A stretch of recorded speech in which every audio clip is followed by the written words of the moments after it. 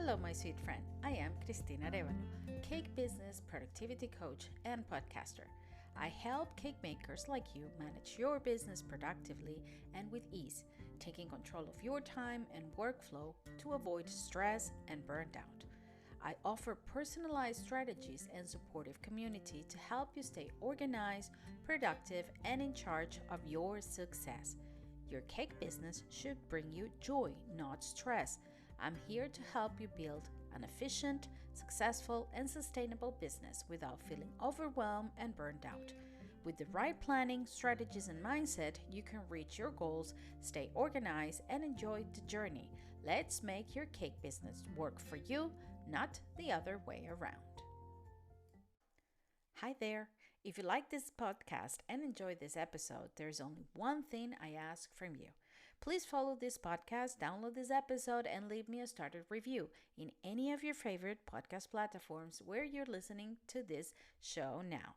This way, the algorithm will show the podcast to more cake artists who will benefit from, and you'll be helping me grow this show.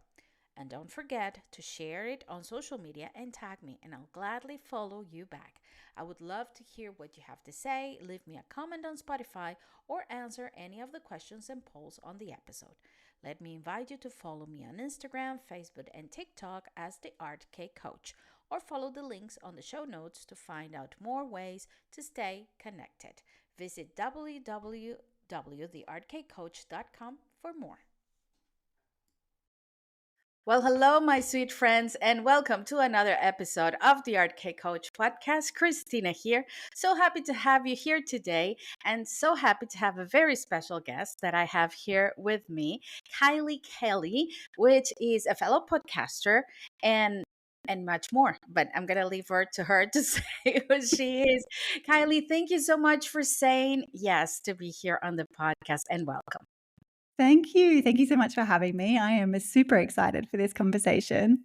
Great. Well, Kylie, tell us a little bit about what you do, and then I'll tell the story how I found you. So go ahead, you're first. Of course, of course. So I am an online business owner and I help female business owners grow their audience without social media. So we were talking a little bit before we hit record about how much we both hate social media, and that honestly was the motivation for me to grow my business a little bit differently. So it's all done through relationship building. So similarly to what we're doing today, right? Having a chat, building relationships, and building our businesses at the same time. Oh, that's great. I found Kelly for the audience who's listening. Um, Through her podcast, also looking for an alternative to social media. As we were talking before, social media is one of those little monsters that my audience are facing with all the time. They don't know how to post, when to post, what to say. They don't want to show their faces, and like I was saying, it feels sometimes a little bit off and tiring, a bit overwhelming. And when I listen to Kylie telling her audience everything about email marketing, how to benefit, and you make it sound so easy, so down to earth. That's one of the things that call my attention, because like that's what I'm looking for. That's what I'm always trying to transmit to my audience, try to make things easy. So let's just start with you. How did you get to where you are? How did you get started with email marketing, and why are you passionate about helping people using that tool? Tell me about that. Yeah, I love this. So, you might not even realize this actually, but I used to be a wedding photographer. So, before I had this business, I was a wedding photographer for, gosh, almost a decade, maybe even a little bit longer. And it was very much a lifestyle business, ups and downs. When I got lots of bookings, we were eating out and it was great. And then there'd be no bookings, and we'd be like, oh my gosh, baked beans for dinner. So it's very up and down, very word of mouth kind of heavy. And when 2020 happened with the C word of the pandemic and that we all know about, I had to make a choice on whether or not to build the business up again because all my wedding bookings cancelled, or do I pivot into something else? Mm. And at that point, I have got two little boys. They're 7 and 4 at the moment. But at that stage, my eldest was a toddler and I was pregnant with my second. So I didn't want to be working weekends or traveling for weddings anymore. So I pivoted to an online business. And then comes the question of like, how do I figure out what I want to do? How do I figure out like who I want to help, how I want to do this? And being that I was such a perfectionist with my photography, I was very detail orientated. You can imagine my Instagram grid was like, oh my goodness, it took me so much time to make it perfect, to make it this curated, perfect thing. And I did not have the time with little kids, all the things going on in the world, life, right, to actually spend it just doing that. So I was like, okay, I'm going to build my business a different way. I know I want to help women. Not sure how yet. Let me host a virtual summit. So I hosted my first event and I grew my email list at that stage was zero. Like my mum wasn't even on there. It was completely starting from scratch. And I grew it from 0 to 900 in one event. 900 women suddenly were on my email list. And then I did it again. And then I started to have conversations and build relationships with these women. And then I started to sell things. And I was like, oh, there is a way to do this without social media, without having to pour so much time killing myself trying to grow this business. There's actually a fun way to do this by making friends. And now that's what I help other women do. So I kind of fell into my business now through that experience, realizing that we have options. And I think that's why I am so passionate, because I do come across a lot of women that don't think there's options, don't think there's an alternative. They're so exhausted. They're so burnt out. They're so heavy, and often they're like so close to just giving up on this dream of why they started their business in the first place, when actually there's other ways to do it. So that's what I help them with now. I mean, I'm listening to you and I can see me and all of my cake friends in everything that you said. Let's just start with, I mean, pandemic. The pandemic was the pivoted point for all of us. I don't know how many people closed businesses or were left without a job, and then they had to reinvent themselves, just like you did. It's funny when you mentioned your greed on your perfectly curated greed, because that's something that I'm kind of jealous of the people who have this perfectly curated kind of grid on Instagram. I always praise them and I say, well, maybe one day I'll get there.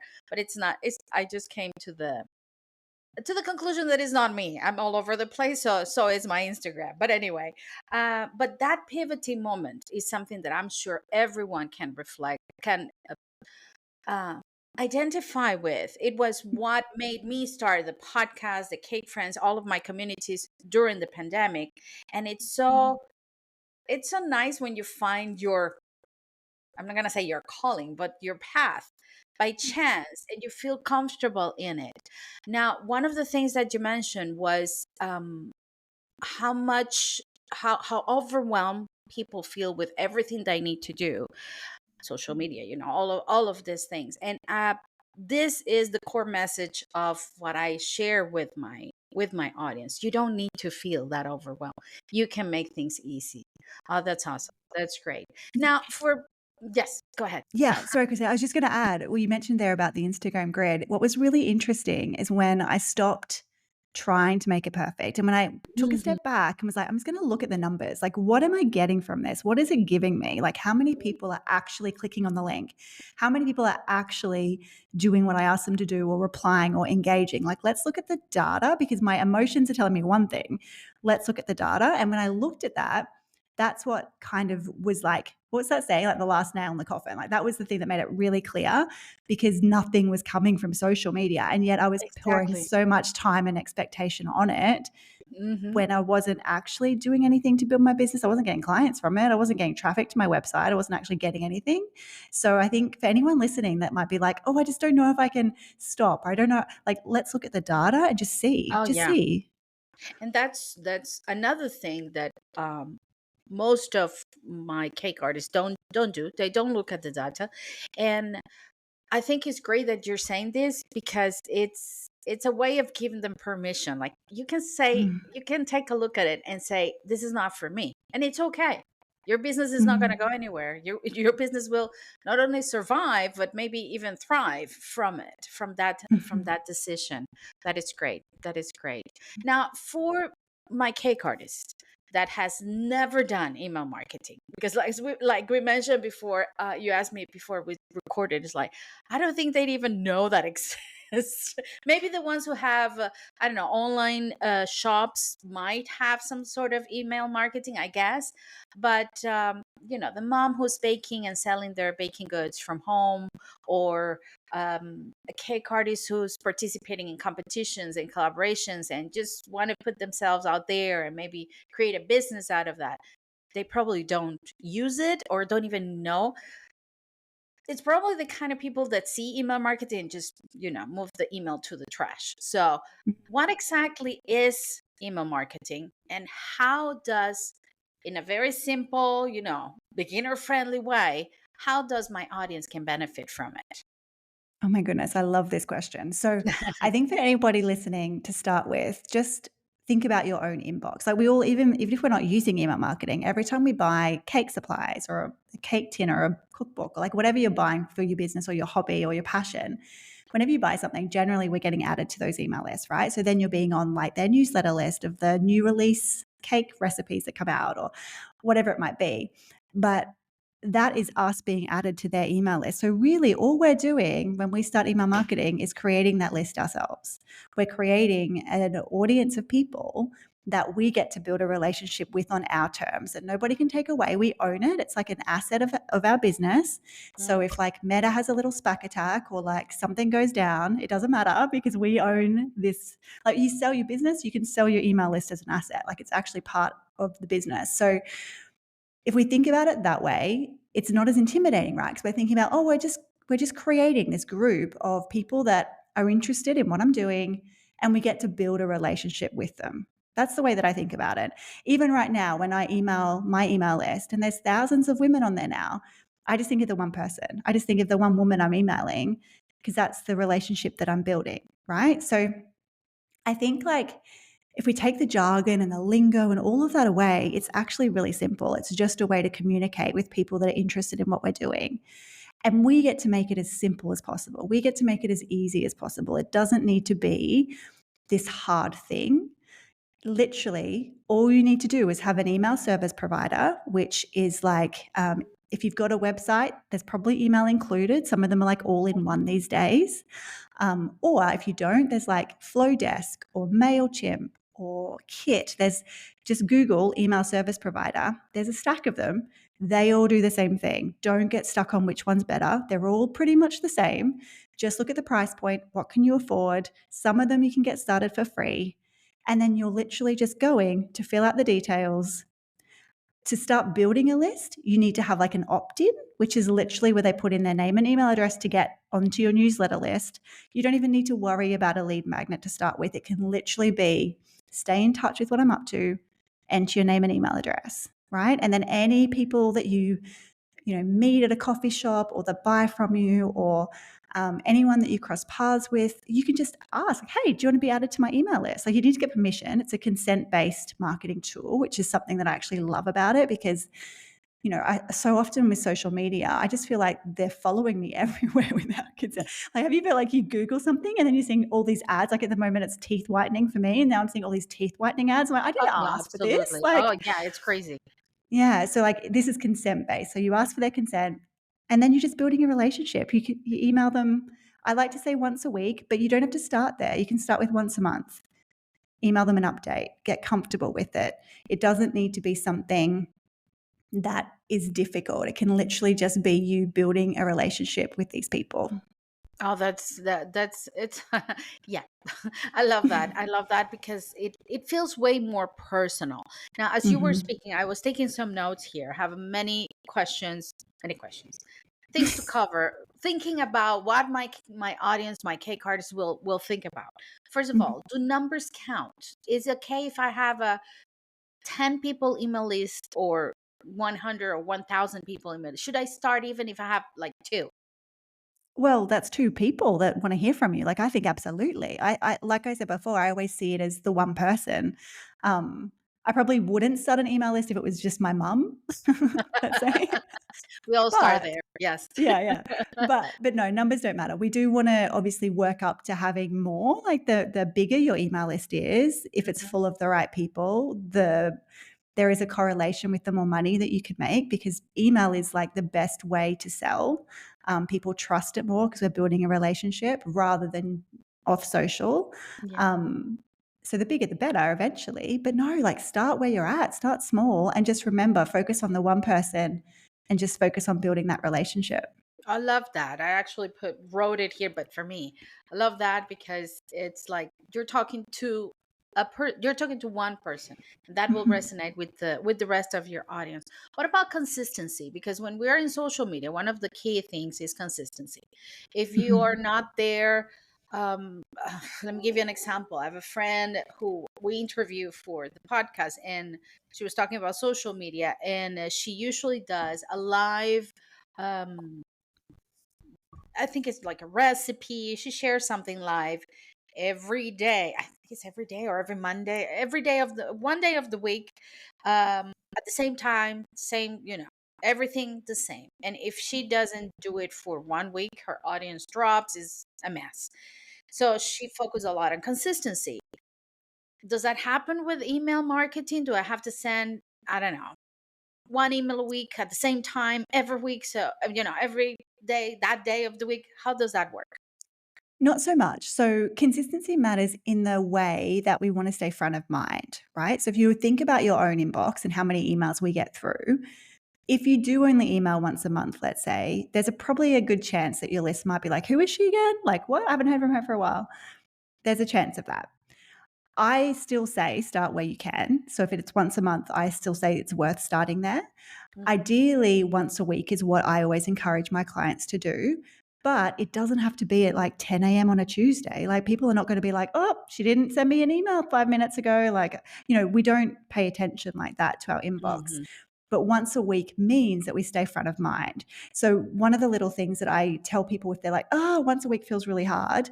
Okay, so let's sit down on a Sunday, think about what you can send out the next month, write 4 emails, which don't freak out. If they don't have to be long, they can literally be, I've sent emails that are like 2 sentences being like, hey, Christina, I'm wondering what I should cook next week. Do you have any ideas what you want me to see, what recipes you want? Hit reply, let me know.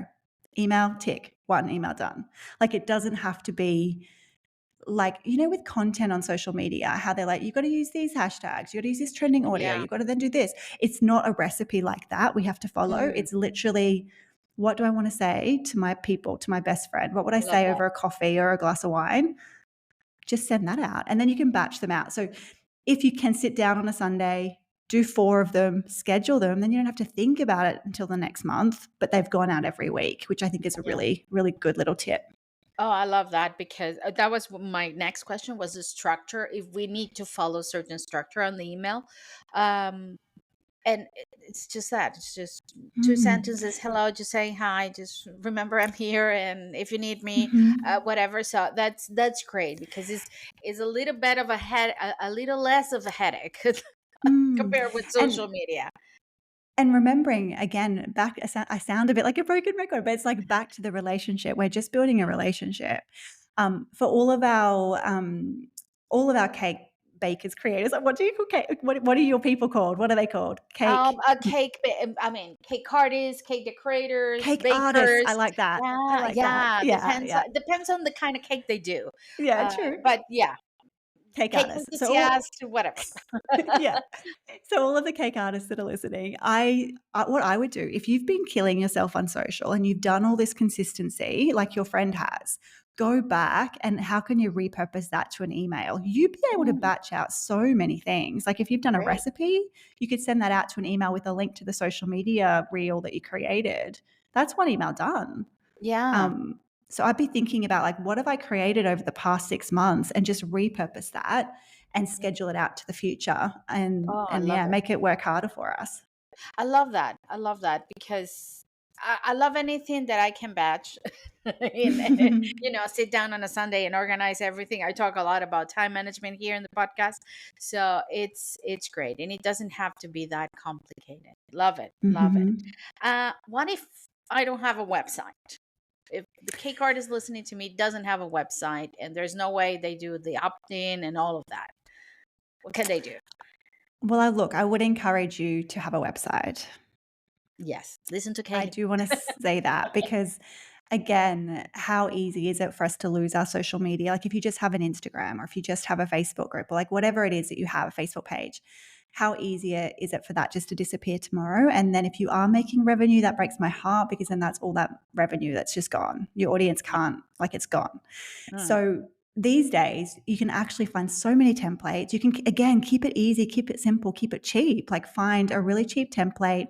It's probably like a one pager where it just has to be like your business name, a little bit about you, contact details. It doesn't need to be a lot, but I would encourage you to have a website. Um, if you're like still resisting me, that's okay. We still love you. But what you Me can too. do when you do sign up for to an email service provider, a lot of them have landing pages that are included. So that's part of the service that they offer.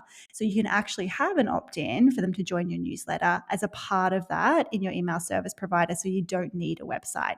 You'll still get a link to share. You can still make it look pretty. There's still a lot of them have templates that are really like, that are beautiful. So you can Yeah. just use that in the meantime. Yeah, it's quite, I mean, it's not that complicated. If you don't have any of this and you don't know what we're talking about, go check it out because it's not that complicated, and it actually, it's worth, even if you have to pay a little bit of a plan, just do it because you have everything in one place. A landing Mhm. page, your opt-in, and then your emails organized, and you can segment it. You can, I mean, you can do so many things, but I'm not going to get ahead of myself. That's it's not for me to say. But anyway, Thanks, I'm um enjoying that. I would yeah, love it's you like, sharing okay, now that. I'm going to talk about email marketing. No, I'm not going to talk about email marketing. I'm learning with Kylie. Actually, I've been listening to your podcast for a while, and every time I'm listening, I'm like, oh, yeah, I could do that. It's like it's great, and you collaborate with so many other business owners. That's one thing I love, and I've been contacting all my fellow cake podcasters and cake coaches. Is like, we need to do this. We need to collaborate because Yes. I think it's great. I love the sense of community, and Mhm. both the email marketing and the way you work with other business owners. I think it's great. I think it's great. We need more of Yeah. that. Well, But it's literally how I make friends as an adult. Like, I don't know how to make friends otherwise. yeah, It's me like, too. Me too. I'm not If sure. it wasn't because of the cake uh, things, I mean, there's the cake competitions, the cake events, and the podcast and all of that. I think I Mhm. wouldn't have any more friends in the my adulthood as well. Oh my god. Now, email marketing, it's a Mhm. powerful tool. We know that. Um, if I want to start, well, you kind of cover that, right, with the starting out. Now, uh, should I have both as a cake artist, email marketing and social media? Should I stick to only one?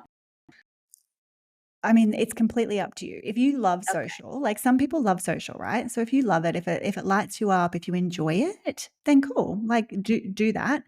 Plus have an email list. I want the email list to be the non-negotiable because you own it, because it can't go anywhere. Even keeping it simple like that is a must have. And then if you do love social media, have that too, and just work smarter, not harder, and repurpose content backwards and forwards so that you're making the most of your time. But I give you permission to have social. If I'm not just bashing over it, like if you enjoy it, please still use it. Yeah. But the email list, I Especially think, is the because non-negotiable. our business is very visual, so Mm. I think you I mean, people can still, cake artists, cake decorators, they can still use, yeah, don't ditch your Mm. social medias, One. but maybe repurpose, like you mentioned, repurpose Mhm. what you use, what you say, what you show, the way you show it, different Mhm. purposes, I guess, right? Yeah, exactly. One thing, if there is anybody listening that doesn't enjoy it and is feeling like burnt out or overwhelmed with social, one thing, and you can check out my profile as an example, but one thing that I've done is I've got a 9 grid that is literally like static. It's like a shop front. So it's a static 9 images Hmm. that somebody could go and still suss me out, make sure I'm legit, see what I do. And each grid has a purpose. So there might be one that is, or each post has a purpose. There might be one that is introducing me. Another one is my office. Another one is testimonials. So like you could use that as a portfolio, right? Like you could have the introduction, you could have the different types of cakes that you create, you could have each thing be like testimonials. Each part of that 9 grid could have a purpose, and it still then acts as this visual portfolio. But it means that you don't have to worry about curating content for that grid. The 9 posts are there, they're static, they're standard, they don't move. And then what I like to do is if I'm traveling, if I'm, I don't know, if I have lots of energy, if I'm excited, if I have something to say, I'll still go on stories occasionally.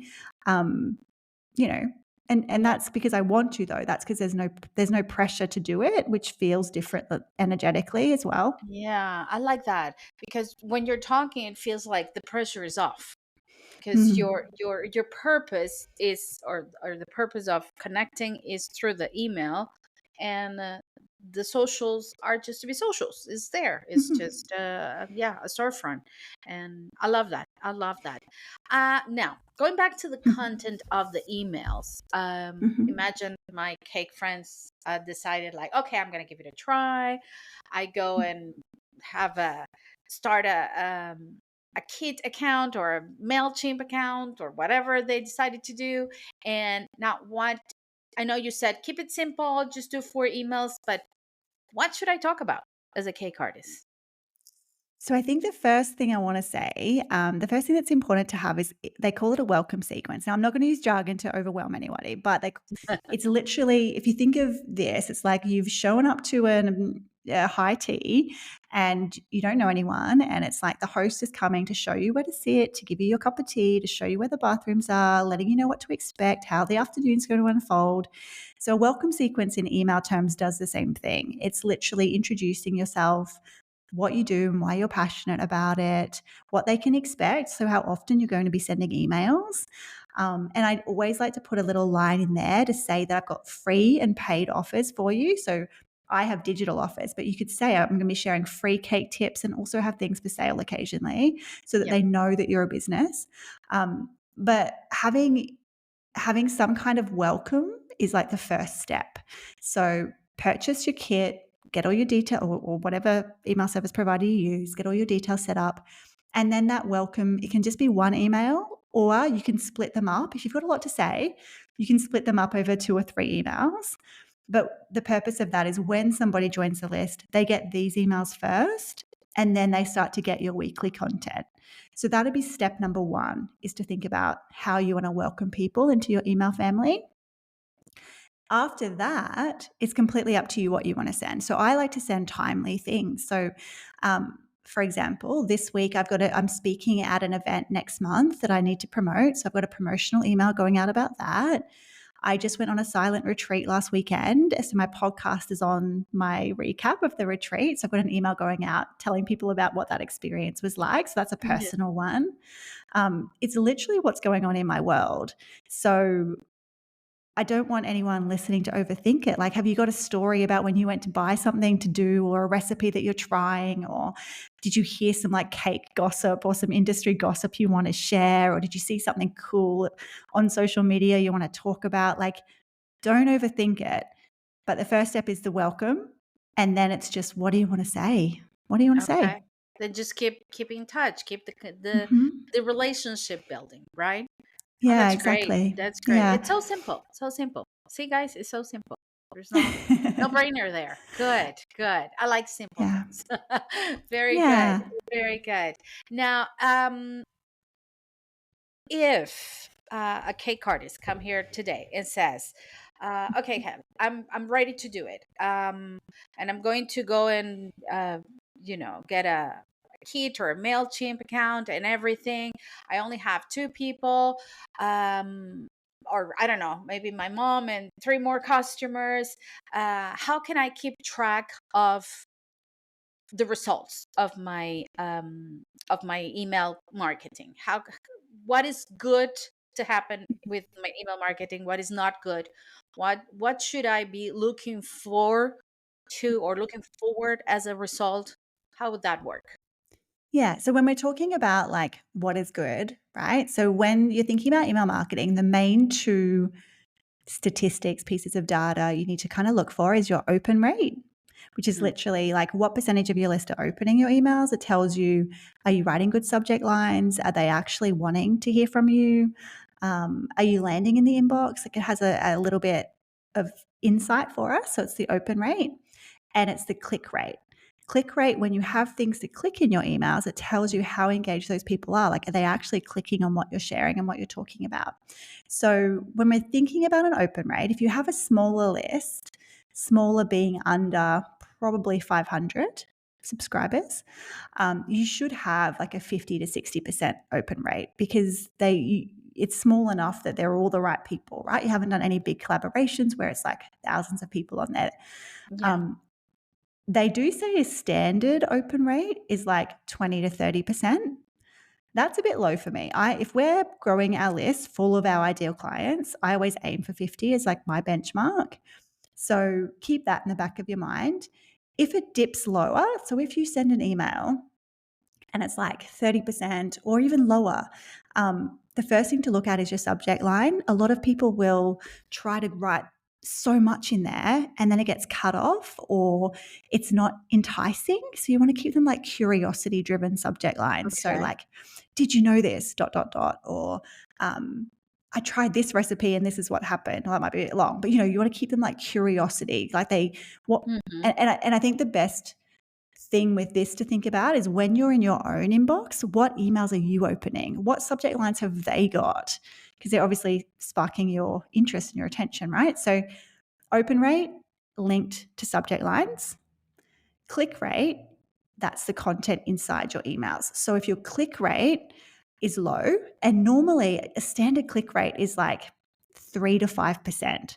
So very different to an open rate. Click rate is normally 3 to 5%.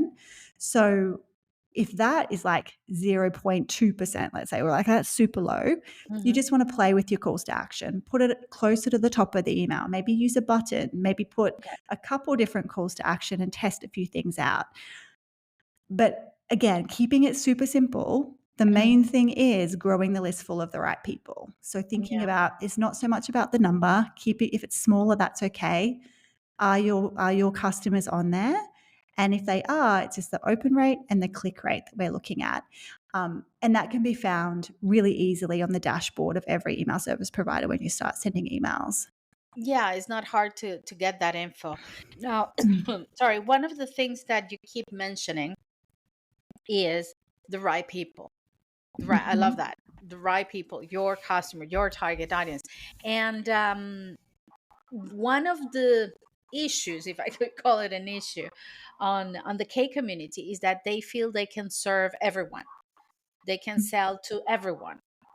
And I don't think so. That's my point of view. It's not everyone is your client, and but it feels like uh, there's some issues in the industry, in the cake industry, of I need to serve everyone, otherwise somebody else is going to serve them, and I'm going to lose customers, or I don't know what it is, because for me it doesn't make sense. But when you talk about the right audience, what are the if you could ask, if as a cake artist I can ask myself a key question of who's my right audience, or my the right customer who's in the other side, who would that be? What are the requirements of this is my I love that. yeah. It's so interesting. Have you heard that saying as well? Like, if you're talking to everyone, you're talking to no one. It's like, Mhm. and I think that especially business owners that might not have been in it for so long or that aren't as established. I mean, I started out really broad. I was like, I don't want to leave anyone behind. I don't want to leave anybody out. Of course, I can help everyone. Yeah. And in doing that, I then filled my audience at the very start with just women, which was fine. There were some ideal clients in there, of course, but it meant that I was paying way more than I needed to for my email service provider. It meant that if you think about, again, what I was saying about the data, if 50% of an open rate is good, but you have all of these people on the list that aren't really interested, that means that there's some people on the list that aren't a part of that 50% that aren't even seeing your emails, right? Like, it's just Yeah. diluting what you're doing. So I understand the mindset around like, no, but I can sell my cakes to anyone. Anyone can buy a cake. Like, yeah, they can. But I would ask you, like, who are your best customers, right? Like, what cakes are you wanting to make? And who are those dream customers that put in, like, let's say it's a really creative cake order. It's fun to make. They're patient. They're kind. They pay on time. let you have the creative right to take it whatever direction. Like, who do you really want to serve?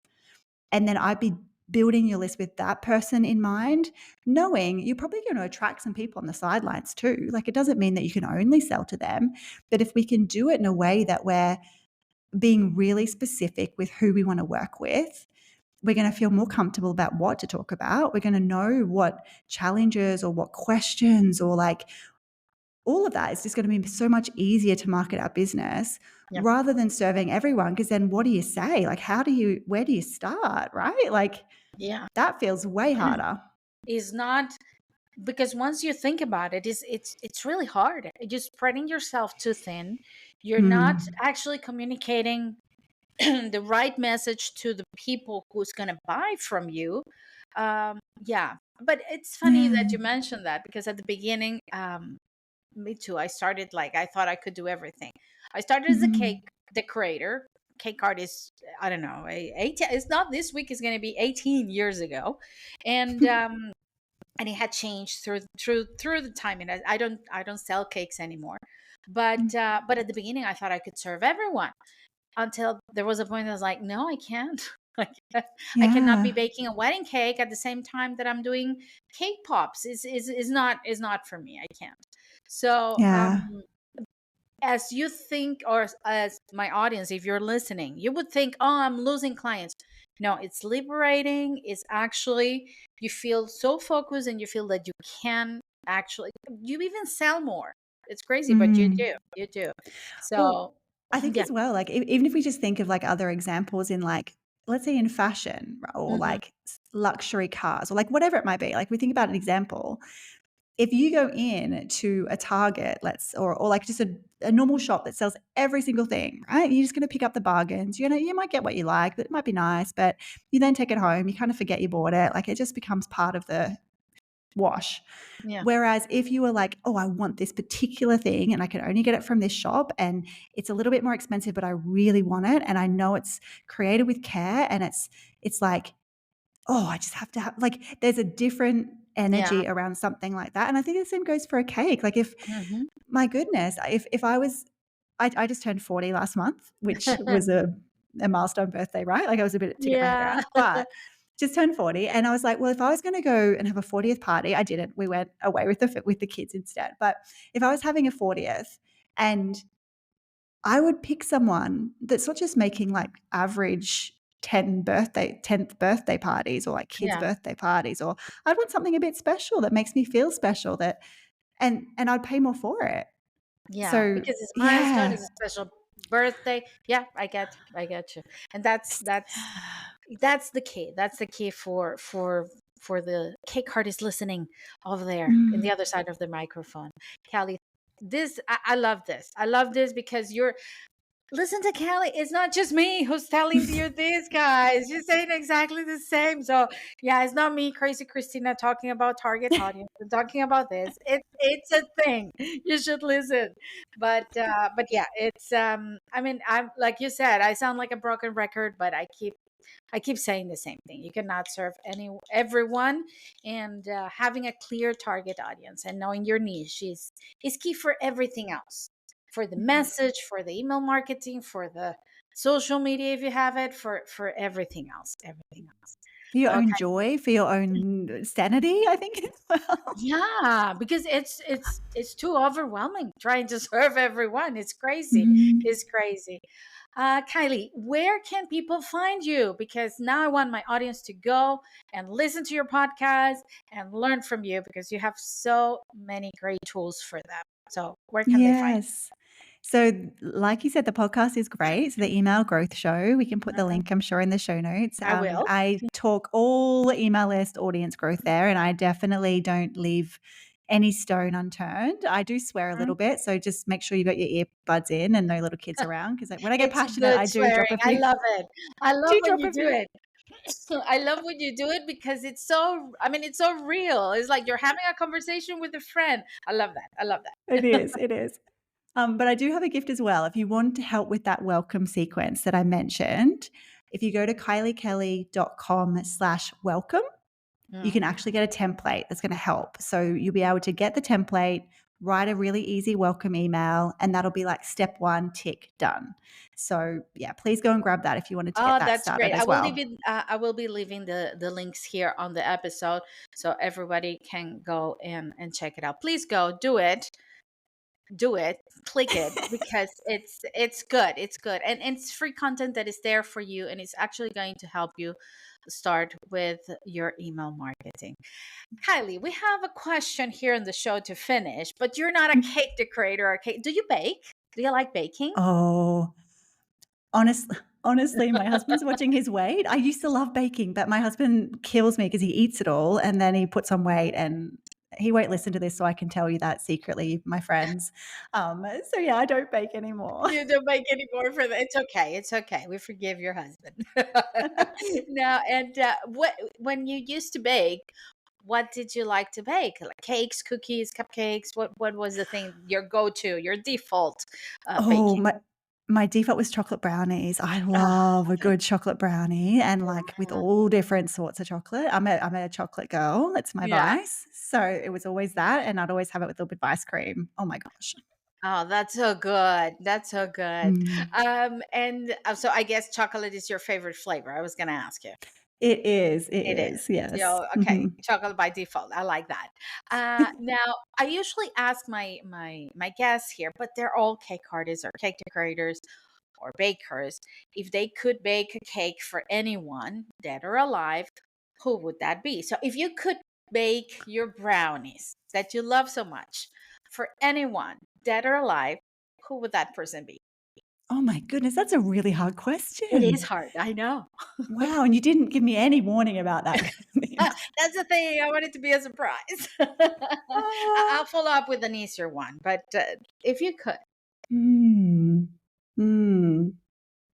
any answer is valid. Don't worry about it. I think, well, the first thing that came to my mind was Marilyn Monroe, but I'm thinking like, why? But she's got a Oh, beautiful face. Maybe I wanted to see her reaction. She tasted my oh, that's brownies. good. I like that answer. Good, good. Are you a fan of Marilyn Monroe? Yeah, Yeah, I am. Yeah, yeah. good, good. Oh, that's good. I like that. I like that answer. That's good. Nobody has ever said Marilyn Monroe here in the show. So I love that. Darlene, in heaven, you will get some brownies from Kylie. That's good. Now, you mentioned, I was going to say that, well, not happy birthday because it's been a while, but I listened to your podcast that you were turning 40 this year. It was a milestone. I'm turning 50 this year. So it's like, I mean, I know the feeling is like, okay, it's another decade that is just starting. You said that you went away with your family, but if you had a party, you kind of mentioned it before, but if you had a party and you wanted a cake, what kind of cake would you want? Oh, oh. I see again, I'm showing my vice of ice. The first thing I just thought of was an ice cream cake, and how childish is that to say like Oh, ice that's cream good. cake? No, But I love it. I love it. I love ice cream. I think it would be like a really creative ice cream cake. Like, can you even do that with ice cream cakes? I don't even know, but like Oh, I can I'm see sure like a somebody in my audience would do it. Yeah, for sure. yeah, Yeah. like a two-story, like layers and like, Layers all of the ice cream. mm, Oh, you're giving us ideas. I'm sure somebody's thinking about that. That's good. Ice cream cake. Because the funny thing about cakes is cakes are just to make us happy, you know? We mm, think of cake and we think happy moments. We think of our childhood. We think of, mm, good dessert. So, yeah, I love it. I love it. So, Marilyn Monroe chocolate brownies and ice cream cake. Good. mm. Kylie, thank you so much for being here with us today. Um, I mean, thank you for saying yes, first of all, because randomly I just answered one of her emails, that the emails that you send to all of your audience, and I answered back and I said, I love your podcast. Will you be in mine? And she said yes. So thank you so much for that. Thank you for taking the time.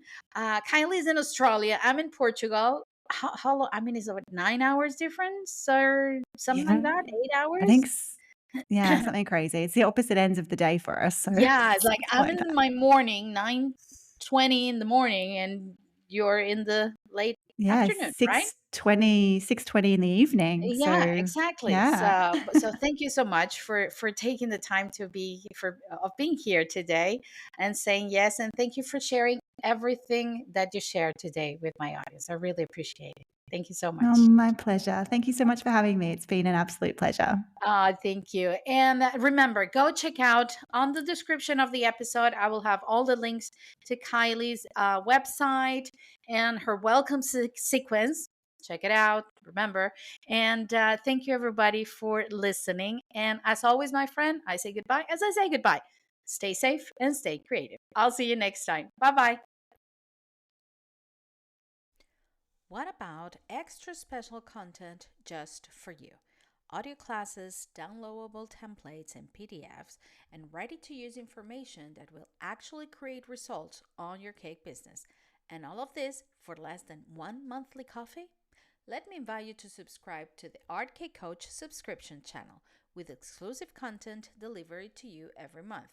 Have access to audio classes and workshops on goal setting, time management, social media, posting, pricing, mindset, and teaching for only $2.99 a month. That's $2.99 a month. It can be yours. Follow the links to the subscription platform on the description of this episode, and with a little investment, find essential tools to start a solid business strategy and coach you for success. Thank you for being part of the Art Cake Coach family.